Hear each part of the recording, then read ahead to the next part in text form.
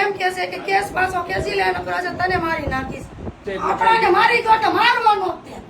પહેલી વાર અમારે બાધણ ને તો અમે પોલીસ કે મારા હારા કે એટલા બધા માથા બેર્યા છે આપણે પોલીસ કેસ નથી કરવો કે તો અમે કોઈ વસ્તુ અમે નથી કરી બોલો. છતાં અમારી માથે હું કામ શું કરો છો? કઈ ને ઘર હાચવી છોકરા છોકરા મારા જેઠની છે મારા હારાય નથી.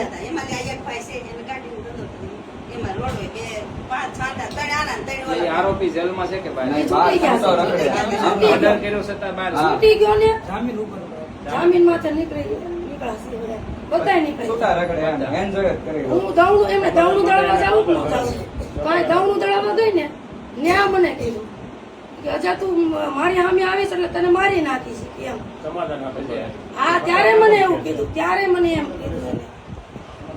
હવે આપણે કામ આટું મારા છોકરા નાના છે નિશાળે મોકલવા કે ન મોકલવા ને લેવા મૂકવા જવાનું અત્યારે બધે જાવ તો મારે એને લઈને જાવ 24 કલાકની મને દીધી છે મવાની કોર્ટમાંથી અને એના જામીન તોય દીધા બોલો. કોણ છે એ આવો? સાકાલ છે સાકાલ.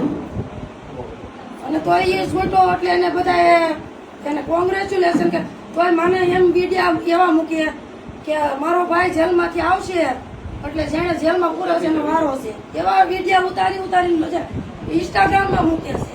એની હારે રહેવા વાળા કોણ હતા બીજા સાકાલ યાર સમીર આમ બધું લઈ નાખો અમને લઈ. સમીર એની આખી ટીમ જ છે.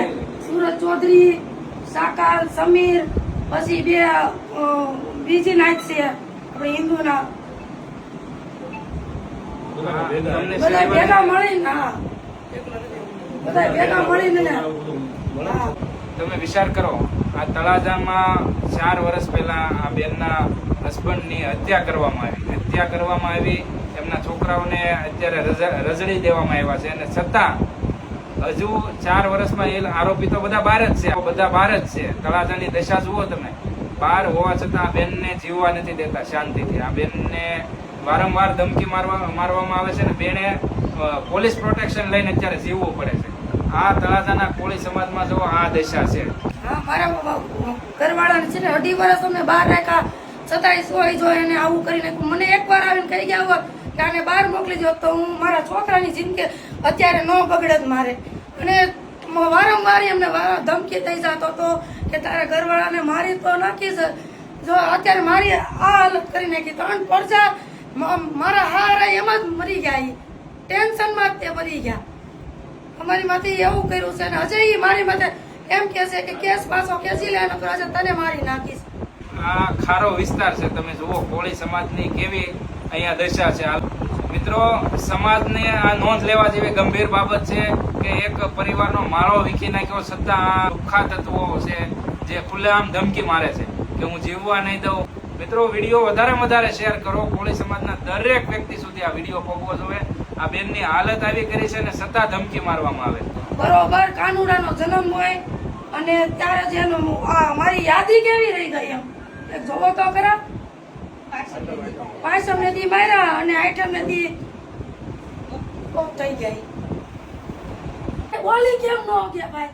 મારું કહેવાનું એમ છે અને મારો વિયોગ છે એ આવવાનો તો નથી પણ હવે બીજા છે એને તો જિંદગી જીવવા દો નકર તમને આ ખારો ખાલી કરાવીને કાઢી મૂકશે.